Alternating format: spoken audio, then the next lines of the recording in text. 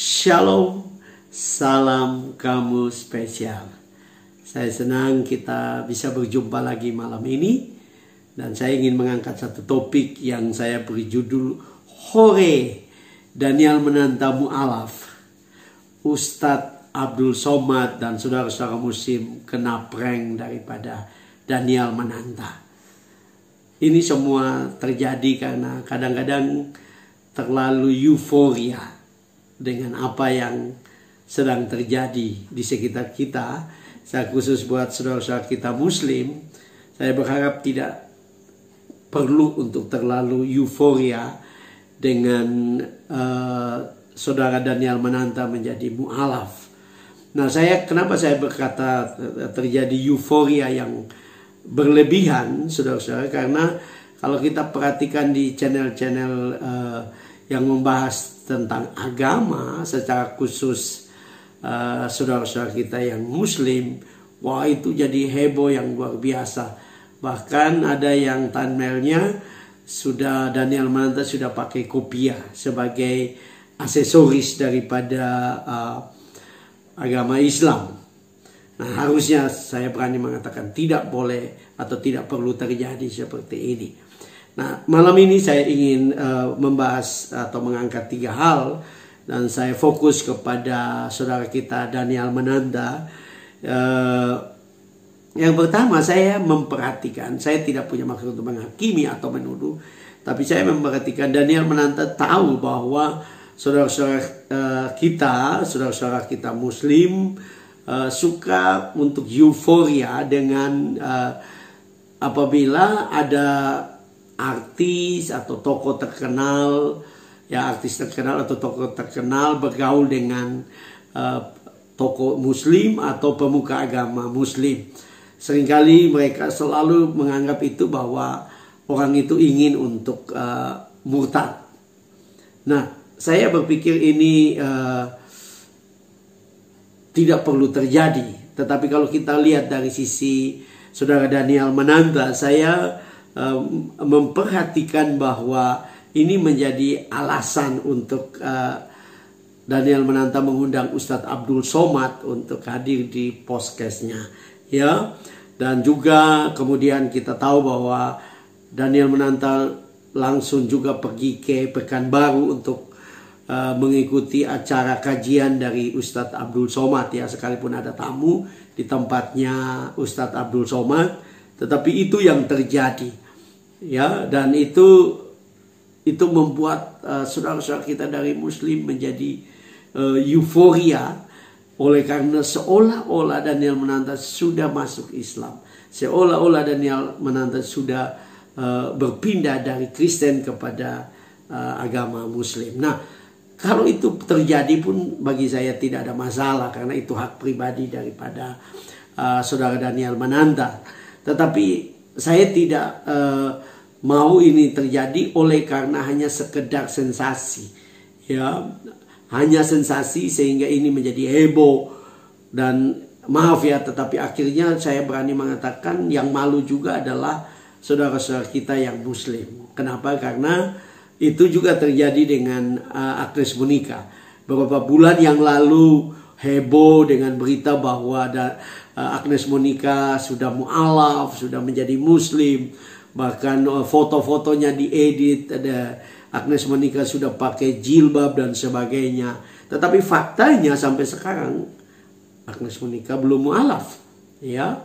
Dan itu tidak terbukti bahwa dia sudah mu'alaf, ya. Nah, kemudian kita lihat yang kedua, ya, saya memperhatikan bahwa Daniel Mananta memberi harapan palsu, ya, atau PHP terhadap teman-teman saudara atau saudara-saudara kita yang muslim, ya.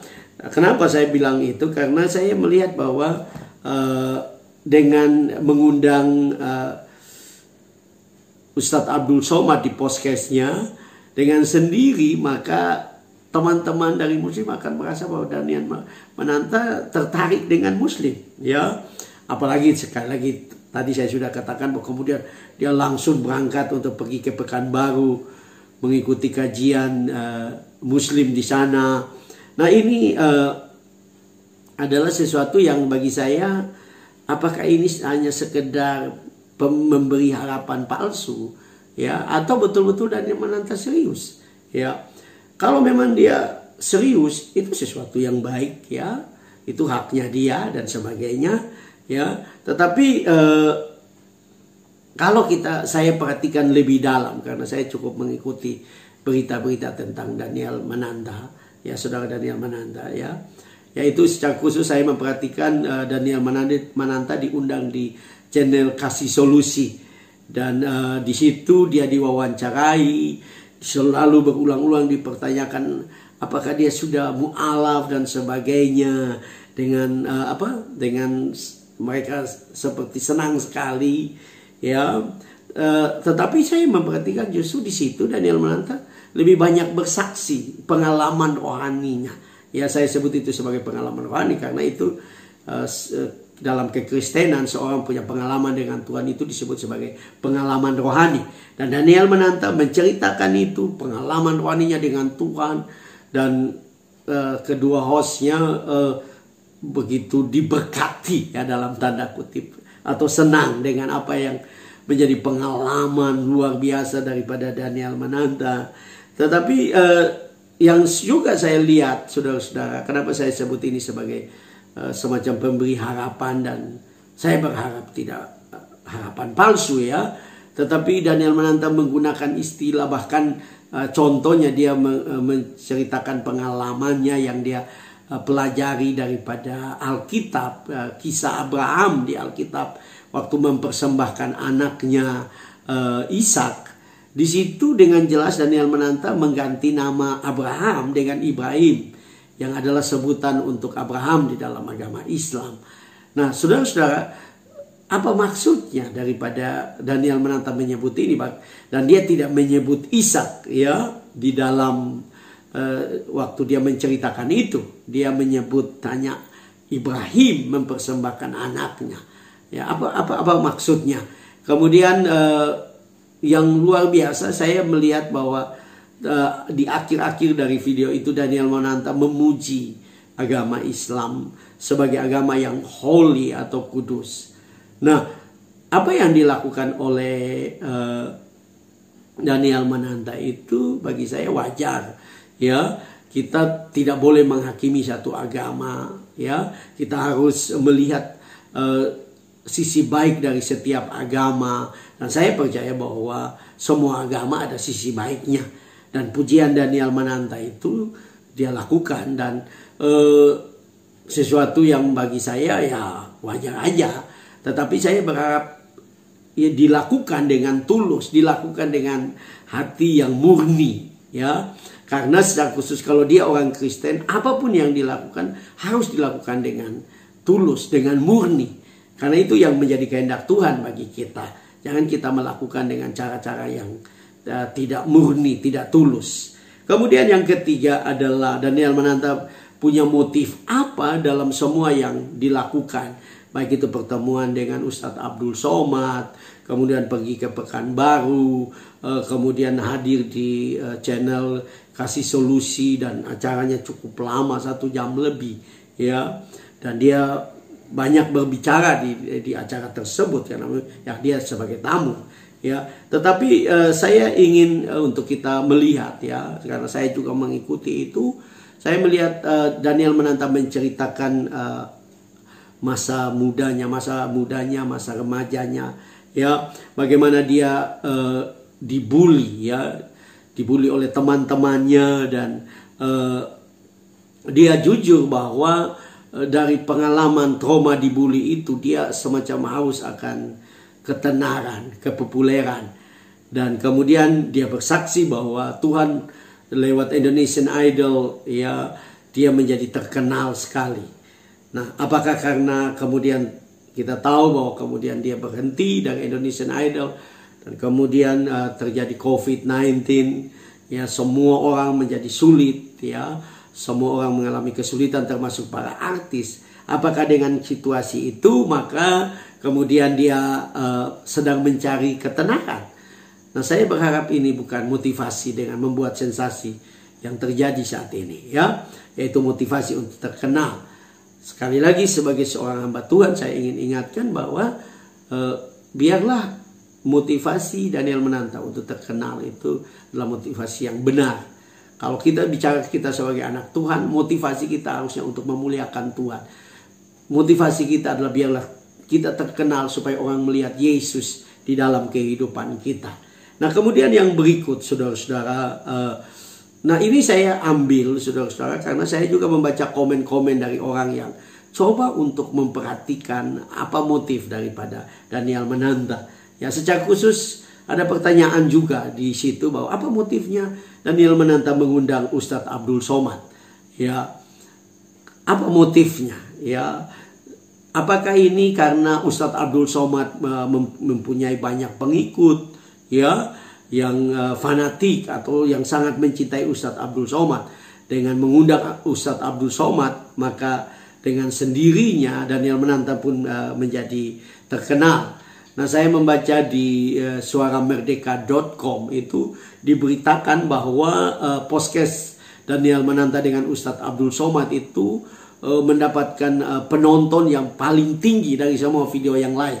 Dari semua tokoh yang diundang, yaitu sekitar 2 juta orang menonton video tersebut. Nah ini sesuatu yang luar biasa. Apakah itu tujuannya? Sekali lagi kalau itu tujuannya, saya berharap Daniel Mananta harus menjaga hati. Ya, kemudian yang berikut juga saya membaca komen dari pada orang-orang tentang apa sih motifnya dari semua sensasi yang diperbuat oleh Daniel Mananta dengan dia mengundang Ustadz Abdul Somad, dia pergi ke Pekanbaru mengikuti kajian, dia berbicara dan dia seolah-olah membuat pernyataan-pernyataan yang menunjukkan bahwa dia mau masuk Islam dan sebagainya. Ada yang menuduh, maaf Daniel Mananta, tapi ada yang menuduh bahwa motifnya semua itu uang. Nah kalau ini betul, ya saya berharap tidak betul. Tapi kalau ini betul, saya berpikir Daniel Mananta harus bertobat dalam pengertian jaga motifnya.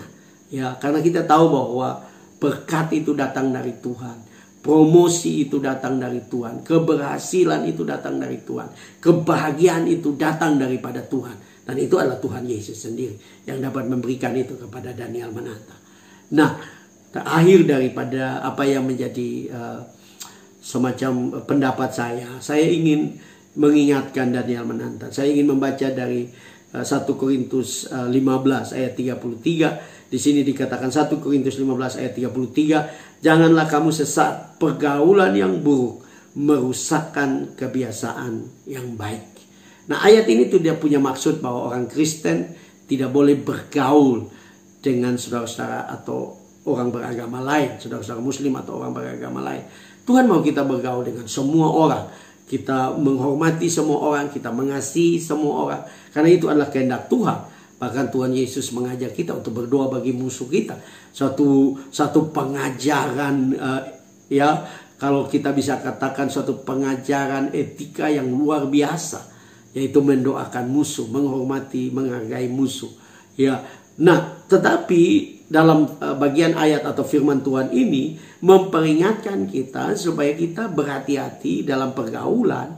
Karena apa? Karena kalau kita tidak tahu batas-batas pergaulan, kita bisa salah bergaul.